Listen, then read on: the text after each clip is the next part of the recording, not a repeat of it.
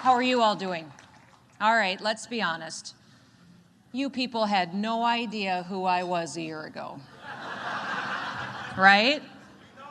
Yeah, the first time you heard my name was because the liberals were busy kicking me in the head for all the decisions I was making in South Dakota, right? Right? Rachel Maddow, Elizabeth Warren, all talking about how I was irresponsible, I was reckless, I was a denier. But I want you to know something, that my people are happy. And they're happy because they're free. They're free and their freedoms were protected this last year.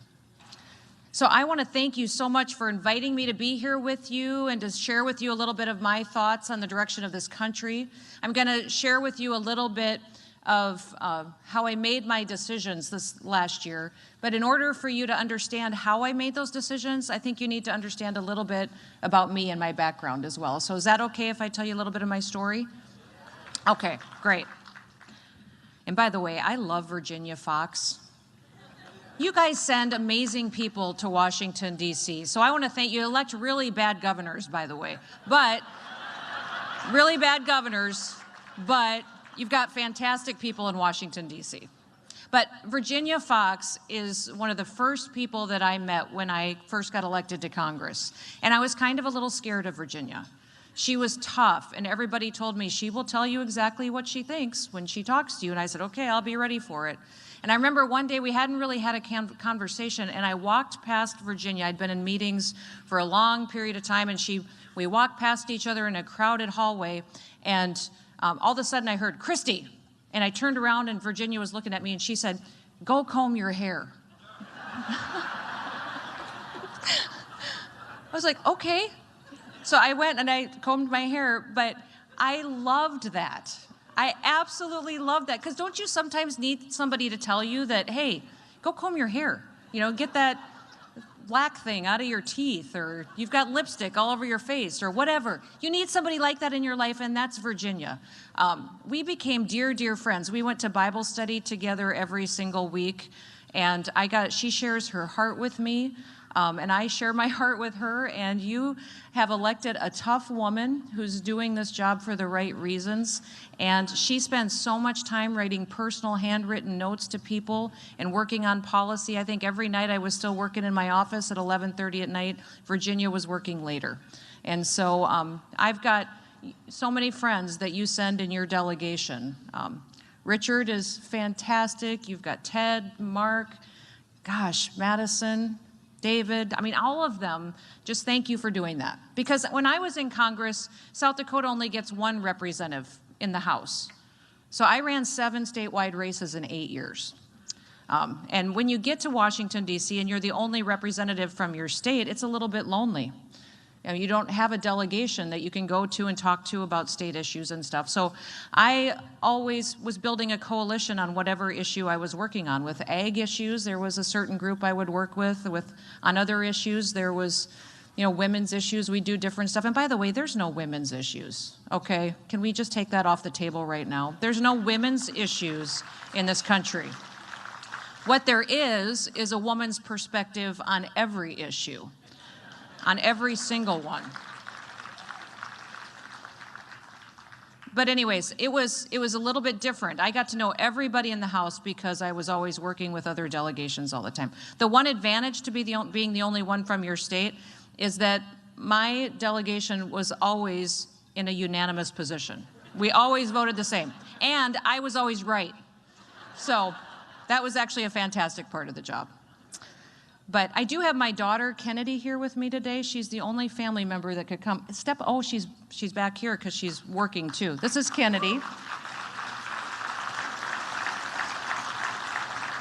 We were in Arkansas last night, and I forgot to introduce her.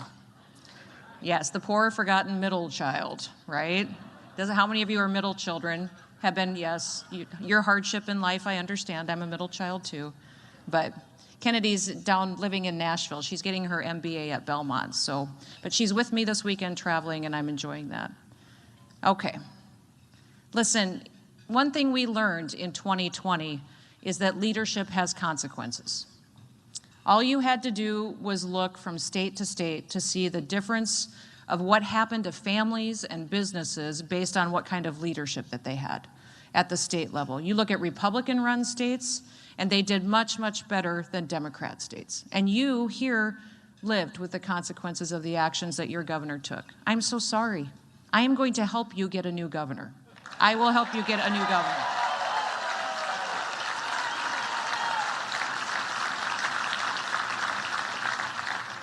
You know, ever since I was a little girl, all I wanted to do was to be a farmer and a rancher with my dad. My dad was tough. He was a cowboy. He was the kind of guy that woke you up every morning by yelling up the stairs, "Get up. More people die in bed than anywhere else." I don't even know if that's true, but... And he worked all the time. That's all we did as kids. We farmed a lot of acres, thousands of acres. We had cattle, had a lot of different businesses going. In fact, it could get to the end of harvest season. We could get done combining the last field of corn at 2 o'clock in the morning, and he'd say, "Kristi, go catch the horses. Let's head to the mountains to go elk hunting for 2 weeks." And that's what we would do. That was our vacations. So I loved it. He was my best friend. When I went to college, my dad was killed in an accident on our farm. He was 49 years old at the time, and it was absolutely devastating for our family. We were farming about 10,000 acres. Actually, the day he died, he had just rented another 2,500 acres. We had a cow-calf operation, feedlots where we backgrounded our calves, and had other businesses. But my sister was living in Georgia at the time. My brother was living in Oklahoma. My younger brother was still in high school. So I was the one who ended up quitting college and coming home and taking over the businesses. All I did was work because I didn't know what else to do. And I wished that I had my dad every single day to ask him questions of what I should do. I remember that just several months after he passed away, I got a letter in the mail from the IRS that said we owed death taxes. Now, we, like most small family businesses or ranchers or farmers, we had land, we had machinery, we had cattle, but we didn't have any money in the bank. And all of a sudden, I found out about these hundreds and hundreds of thousands of dollars that I owed the federal government because we had a tragedy in our family. And it made me mad. I could not figure out how we could have a law that would double tax a family at a time when their family was already tragically disrupted by a loss. So I just started showing up at meetings, talking about policy. Started a hunting lodge to make more money off of our land so that we could figure out a way to pay off those taxes. My mom bought a restaurant because she thought that would be fun. I don't know if any of you own restaurants, but that might have been my least favorite business. That was hard work. But it took us 10 years to pay off those taxes. And it made it very difficult for us to keep our family business. People ask me all the time, "Kristi, how'd you get into government and politics?" It was that experience. I realized we needed more normal, everyday people showing up and weighing in on policy. Got passionate about tax reform. At the time, our senator was the majority leader in the U.S. Senate, Tom Daschle. Do you remember him? So I started showing up at all of his meetings, wherever he was, talking about tax policy, talking about treating people fairly and the government staying out of people's way. I ended up running for the legislature and won, got to the legislature. I was there about a week, and I realized that the leadership controlled everything. If I had a bill that they liked, they would send it to a committee of jurisdiction or a committee they knew they had the votes. It would pass out of committee, make it to the floor, and they'd support it over to the other house and potentially make it to the governor's desk. If I had a bill they did not like, they had a specific committee they could send that bill to where they knew they had the votes to kill it. And I decided if I was going to be away from all of my businesses, my husband, my kids, that I was going to be as effective as I possibly could, so I decided to run for leadership. Got elected to be the assistant majority leader and worked on rewriting our property tax system in South Dakota, worked on policy that was important for our state, and then people kept asking me to run for Congress. I decided to run for Congress after people asked for 2 years. My husband and I finally said, you know what, maybe we should just run. If we lose, they'll leave us alone. Because it was a tough race. It ended up being one of the top 5 races in the House that year. We had a Blue Dog Democrat that had about a 70% approval rating. And she hadn't voted for Obamacare, the stimulus package. All she had done is vote for Nancy Pelosi. That was enough. I talked about Nancy all the time, and it worked. We won. I was in Congress and, wanted to do tax reform. I served on the Armed Services Committee, worked on NDAA authorizations. I worked on farm bills, important policy for the state. Was thrilled when President Trump came into office because I got the chance to be on the conference committee that put more money into people's pockets and created a fairer tax system in this country. Exactly everything I'd ever wanted to do, Donald J. Trump made possible.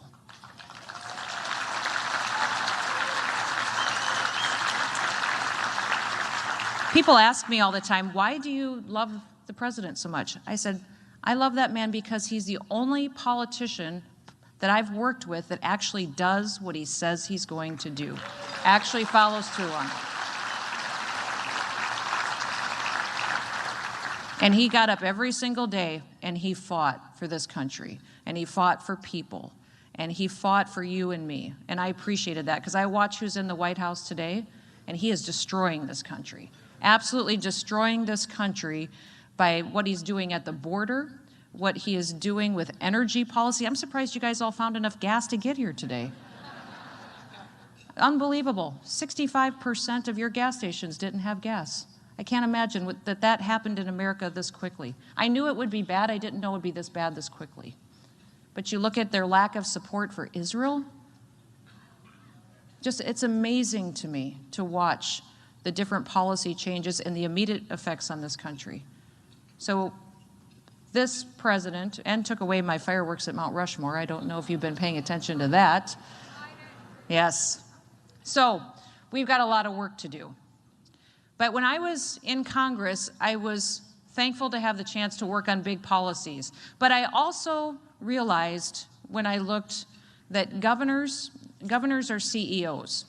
Governors have the opportunity every single day to make decisions and immediately put them into place that impact families. And so I decided that I wanted to run for governor. I ran for governor based on the fact that we could do things like build strong families, and that we could be an example to the nation. That was my theme. I had no idea that South Dakota would get the opportunity to be an example to the nation because of a pandemic. But that's really when people first started to realize who we were. I believe that because we were small, we could do things that other states couldn't do. We could put in place pilot projects and programs and prove that they really worked for people and created opportunity and success, and really show the rest of the country that that would work. And so that's what I ran on, got elected, and I got sworn in January of 2019. We went into legislative session, which is only 40 days long in South Dakota. It's actually fantastic when you're governor. They come in for a month, we work 20 hours a day, and then they all go home and the rest of the year, and it's quiet in the state capitol. But I got one day out of legislative session and a bomb cyclone hit the state of South Dakota. Had any of you heard of a bomb cyclone before? It's 5 feet of snow on the western half of the state, 5 inches of rain on the eastern half of the state on frozen ground, and my entire state flooded. 63 of my 66 counties were declared federal disaster areas. Some of those counties 5 times over in just the year of 2019. So all I dealt with was flooding the entire year, and I thought for sure 2020 is going to be so much better. We had 2 days left of our legislative session, and we got our first COVID-19 cases in the state. Now, I had done what every other governor in this country did. I had studied the virus as it was in other countries, learned about it, talked to my health experts, watched as it hit other states. I had opened my emergency operations center in January, so we were prepared when the first cases came. I think what happened is that while I was doing what other governors were doing, is that I took it a step further. I spent a lot of time talking to my general counsel. I spent a lot of time talking to constitutional attorneys. I really wanted to understand what authority I had as a governor and what authority I didn't have as a governor. Because I believe that when leaders overstep their authority, especially in a time of crisis, that's when we break this country. That's when we break this country, and I didn't want to be the governor to do that.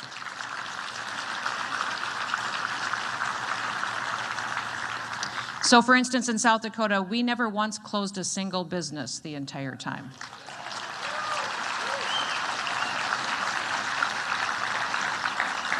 In fact, I didn't even define what an essential business was in our state, because I don't believe governors have the authority to tell you that your business isn't essential.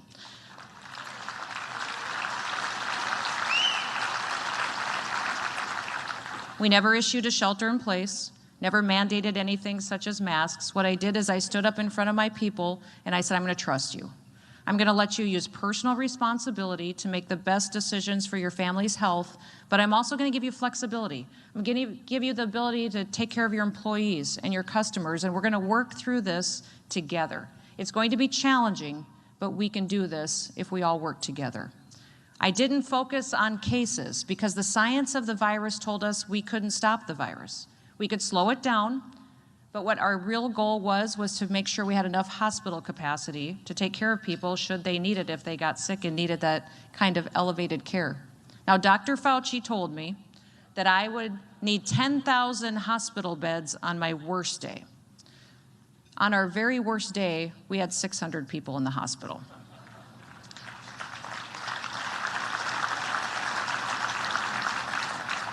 I don't know if you've heard this before, but Dr. Fauci is wrong a lot. A lot.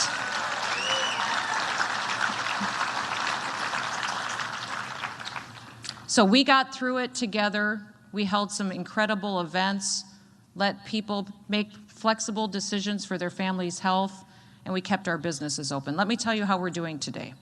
South Dakota has the least amount of hours lost by employees of any other state in the entire nation, the least amount of wages lost by anybody of any other state in the nation.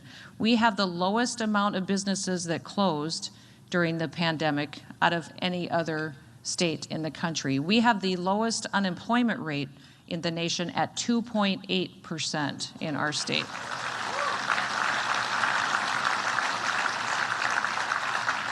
In fact, when President Trump offered those elevated unemployment benefits, I said to the president, thank you for the flexibility, but we don't want it. People in South Dakota, they want to work.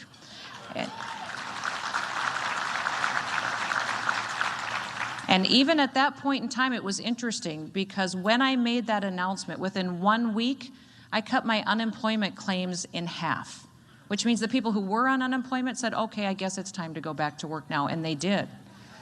We have the fastest growing GDP rate in the nation. Now, the next closest to us is Texas. Their GDP rate at the end of 2020 was 7.5%. South Dakota's was 9.9%.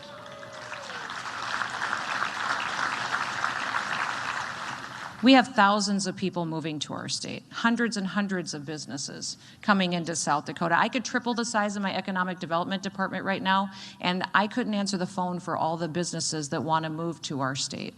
We have historic revenues coming in. Now, I don't have an income tax in South Dakota. I don't have a corporate or personal income tax, no personal property tax. What funds state government is a 4.5-cent sales tax. That's the taxes that we have. And my legislature this year, the big battles were over what to do with the hundreds and hundreds and hundreds of millions of dollars that they didn't anticipate that they were going to have, because everybody who wanted a little bit of freedom in 2020, they came to South Dakota and they spent time in our state, and thousands of them stayed, moved their families, put their kids in classrooms, and recognized how much they appreciated a government that respected them. So here's the story. We have talked for years about what conservatives believe. We've talked for years about we as Republicans believe in our platform and what it is. In South Dakota, we just did it. We just did it, and we proved that it works. We proved that it opens up opportunities for families, that it creates stronger communities that work together. We didn't have the riots and violence that happened in so many other cities in South Dakota. People worked together to get through the challenging year. They grew closer together, and our economy is booming. We set historic visitation numbers for people in our state.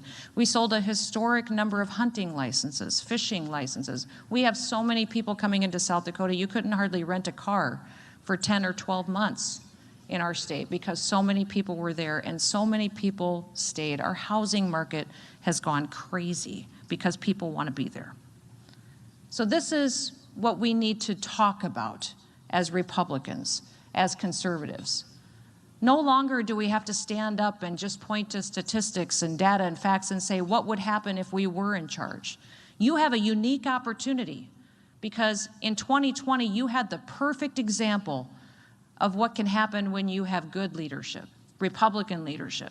And you have the perfect example of what happens when you have bad leadership and what Democrat leadership can do and how it can devastate people, their lives, their families, their businesses, and their way of life for generations to come. If we don't tell those stories, then shame on us.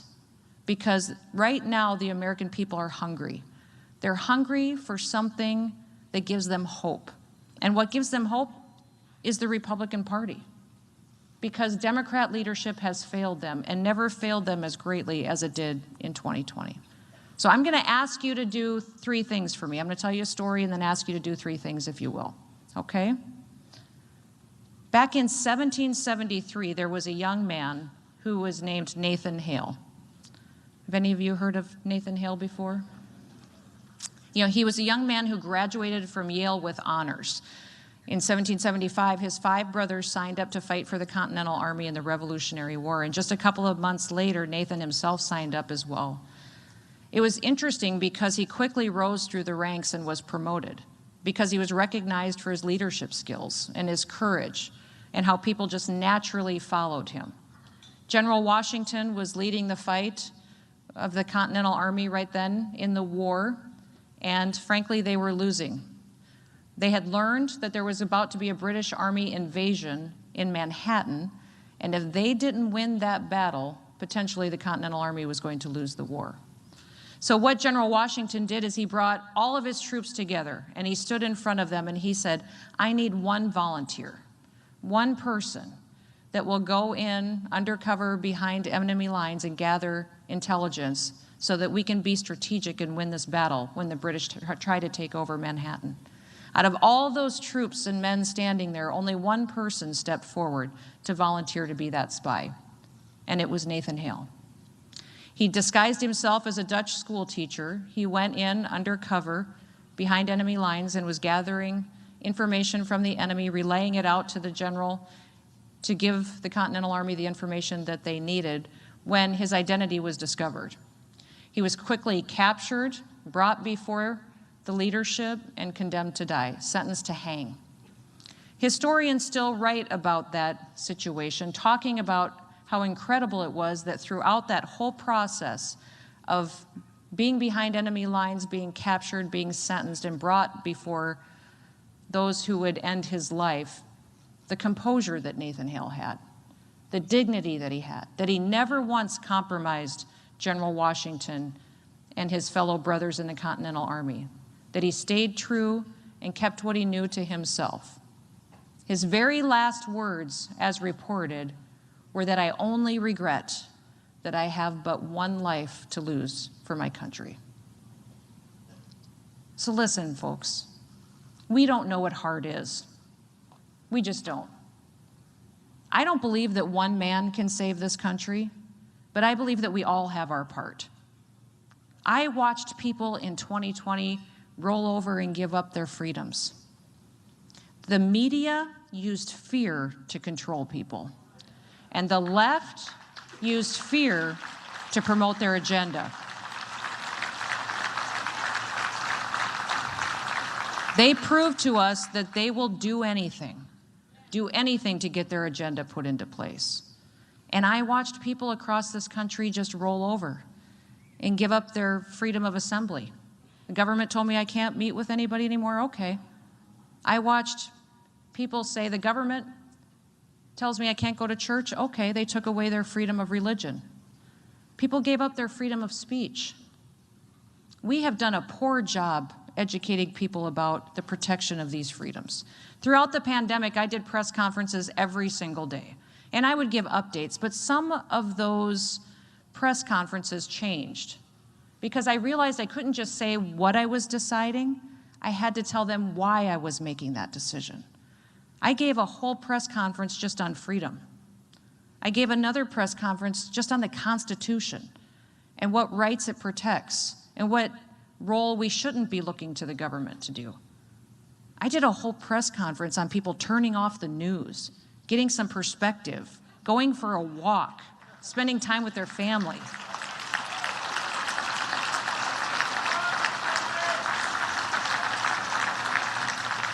We need to educate people about what has made this country so special for hundreds of years.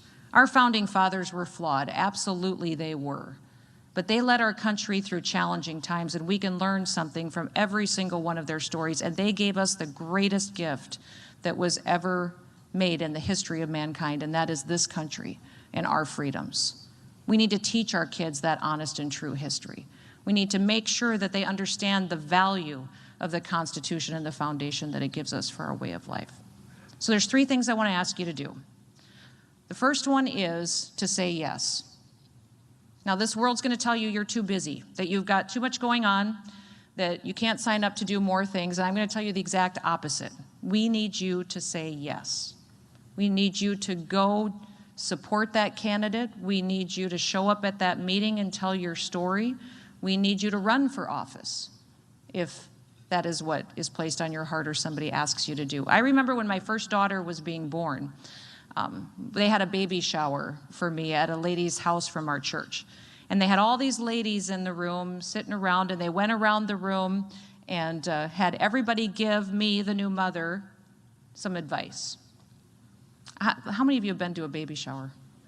Okay. Okay, can I tell you something? I went to a baby shower the other day, and there was men there. So when did that happen? It was, and it wasn't as fun. So it was a really bad idea to start inviting men to baby showers. So listen, men, if you get invited to a baby shower, don't go, okay? Just stay home.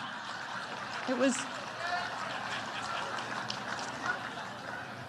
Anyways, when they were going around that baby shower, it got to my grandmother, who is a German woman. She was very tough and stern. And what she said when I got to her is she said, Kristi, say yes as much as you possibly can, because so many times as a mom, you have to say no. And that shocked me that she would say something like that. And I decided I wanted to be a mom who said yes. So I didn't want to be the mom that was constantly telling my kids no. So if my kids wanted to jump in a mud puddle on Easter Sunday in their dress clothes, we would jump in a mud puddle. If they wanted to race down the driveway, we raced down the driveway. But I also applied it to the rest of my life. I decided that when people were going to ask me to do something, that I would say yes to it, that I would go. That's how I ended up serving in the legislature. That's how I got involved in tax reform discussions. So many of you are saying no to things that you should be doing. You think somebody else should be doing it. You don't think that you would be good at it. I am a farmer. And now I spend a lot of my time working on policy and giving interviews and giving speeches. I wasn't prepared for any of that. I just started showing up. You may find you have a gift or a talent that you didn't know that you had. You may meet somebody at that meeting that will change your life forever. Could be your next business partner, your next mentor, somebody that makes all the difference in the world for you, your family, your county, your state, or your community, or your country. So say yes to those opportunities when they come. The second thing is that this country is addicted to being offended. We love to be offended, don't we? By everything everybody says, oh my gosh, I can't believe they said that, that's terrible. Get over yourselves. Okay.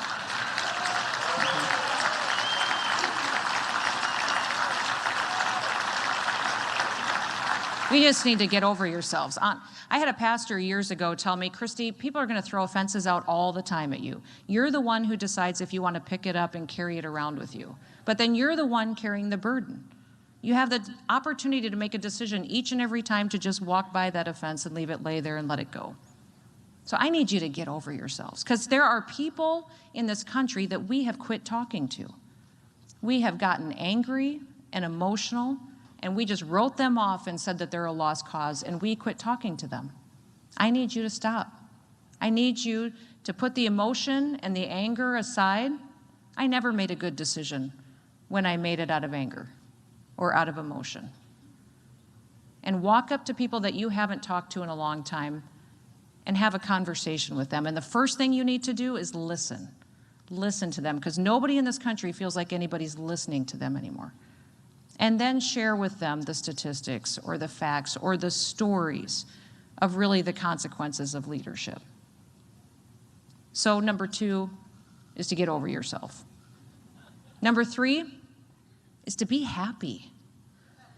We woke up this morning in the United States of America. We woke up better off.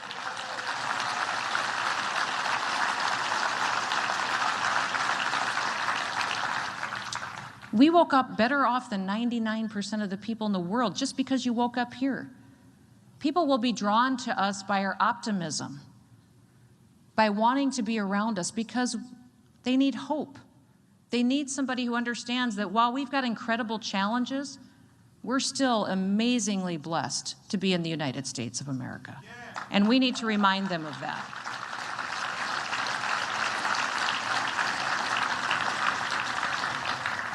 So those are the 3 things that I need you to do.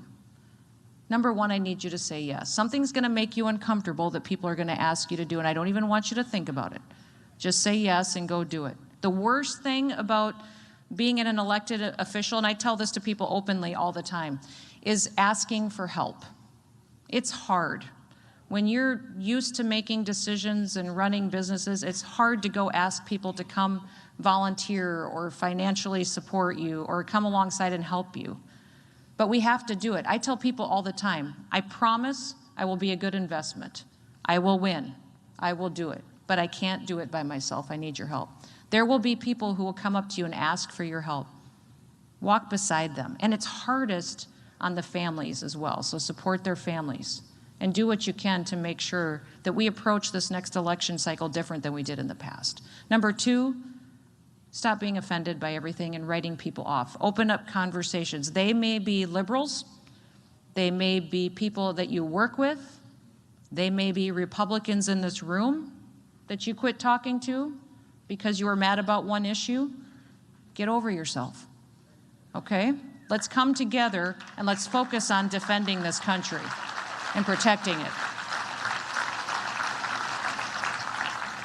The last thing is show them the joy that you have in your heart, because you know that what we believe as conservatives is truly what brings opportunity and success and builds stronger families, and is what America was founded on. And what we're talking about today is still the greatest blessing that we've ever had the chance to be a part of. So be optimistic, be happy, and spread hope. This country desperately needs it. So thank you so much for letting me be with you today. God bless you. God bless North Carolina, and God bless South Dakota and the United States of America. Hi, Emma Reckenberg here. If you like this video, there's a whole lot more to see on Newsmax TV. You can watch for free right here on our YouTube live stream and be the first one here each time our experts break down real news. Just hit that subscribe button, ring the bell icon, and stay with us on America's fastest growing cable news channel, Newsmax TV.